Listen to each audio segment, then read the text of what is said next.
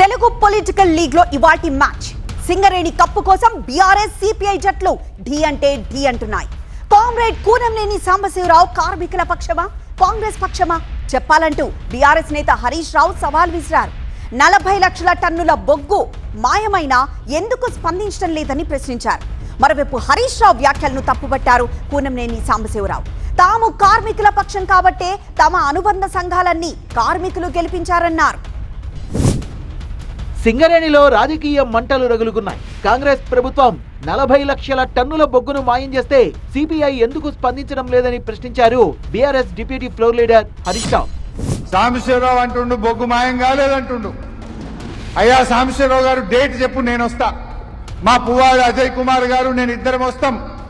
మరి పోయి చూద్దాం పా బొగ్గు ఏడుందో చూపి, నాకు బొగ్గు ఎక్కడుందో చూపి సాంబశివరావు.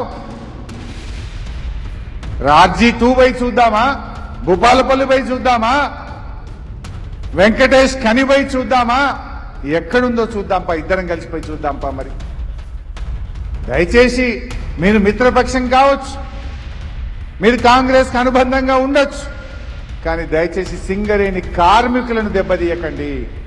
కార్మికులకు అన్యాయం జరుగుతుంటే మీరు పోరాడాలి, కార్మికుల పక్షాన ప్రశ్నించాలి.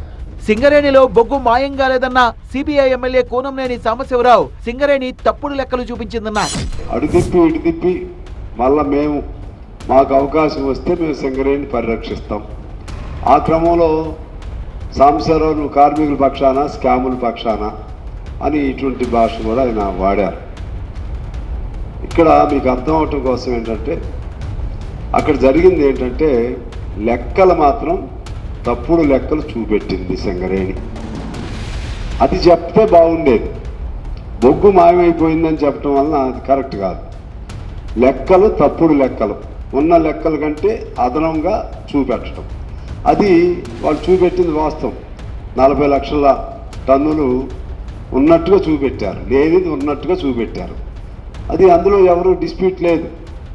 మేమేమన్నామంటే దాన్ని అంత మేరకు నువ్వు చెప్పాలి, చెప్పకుండా దొంగతనం జరిగినట్లుగా చిత్రీకరణ చేస్తూ ఉంటే అక్కడ యూనియన్ గెలిచిన యూనియన్ మాది ఉంది.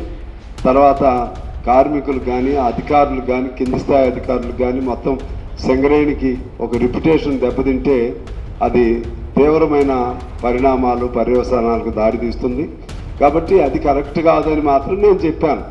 సిపిఐ కార్మికుల పక్షమా లేక కుంభకోణాలు చేసే కాంగ్రెస్ పక్షమా చెప్పాలన్న హరీష్ వ్యాఖ్యలకు కౌంటర్ ఇచ్చారు కూనంనేని సాంబశివరావు. ఇలా సింగరేణి పక్షపాతిగా ఉంటారా, కార్మికుల పక్షపాతిగా ఉంటారా, లేదు ఈ స్కాములు చేసిన కాంగ్రెస్ పక్షపాతిగా ఉంటారా, మీరే తేల్చుకోండి. మీరు తేల్చుకోండి. రేపు కార్మికులు తేల్చుకుంటారు మరి మీ సంగతి. రేపు కార్మికులు మీ సంగతి తెలుసుకుంటారు. మీరు కార్మికుల పక్షమా, ఈ స్కాములు చేస్తున్న కాంగ్రెస్ పక్షమా, ఇవాళ మీరు ఆలోచించుకోండి. అసలు కార్మికుల పక్షాన మేమా మీరా? మేము వేరే స్వార్థపు ఆలోచనలు ఉంటే ఎర్రజెండా నీడలో మేము ఉన్నాం. మీకు స్నేహం పొత్తు పార్టీ అయినా ఇష్యూస్ మీద మేమే ఫైట్ చేసేది. ఇప్పుడు రేపు సకల మన సింగరేణిలో సమ్మెకు మేమే పిలిపించాం, మా యూనియన్గా పిలిపించాం. ఇచ్చి ఆ సమస్య పరిష్కారం కాకపోతే ఆగస్టు 15 నుంచి సమ్మె బాట పడతా ఉన్నాం. తాము కార్మికుల పక్షం కాబట్టే కార్మిక సంఘాల ఎన్నికల్లో గెలిచామన్నారు CPI MLA. Solar power scam ఏంది, డీజిల్ స్కామ్ ఏంది, ఓబీ టెండర్ల స్కామ్ ఏంది, జైపూర్ పవర్ ప్లాంట్ స్కామ్ ఏంది, ఈ అన్ని స్కామ్ల మీద మాట్లాడండి, ప్రశ్నించండి. బొగ్గు ఉన్నదంటున్నారు కదా, మా రవిచంద్ర ఎంపీ గారు వస్తారు, మా తాత మధు గారు వస్తారు. మీరు డేట్ డిసైడ్ చేయండి బొగ్గు ఉందా లేదా. మా టీజీబీకేఎస్, మా బొగ్గు బాయి కార్మికులు వస్తారు, అందరం కలిసిపోయి చూద్దాం పాటి. మమ్మల్ని ఎప్పుడు గుండెల్లో పెట్టుకునే కాపాడతారు. 1-2 సార్లు మాత్రం ఆ తెలంగాణ సెంటిమెంట్స్ పేరుతో టీబీజీకే గెలిచింది. వారు ఏం చేశారు, టీబీజీకే వాళ్ళు చివరికి ఆ సంఘాన్ని రద్దు చేశారు.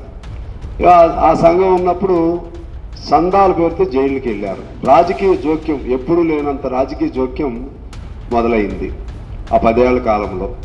ఇప్పుడు కూడా అది ఇంకా దానికంటే అధిక మొత్తంలో వీళ్ళు కూడా రాజకీయ జోక్యం చేస్తా ఉన్నారు.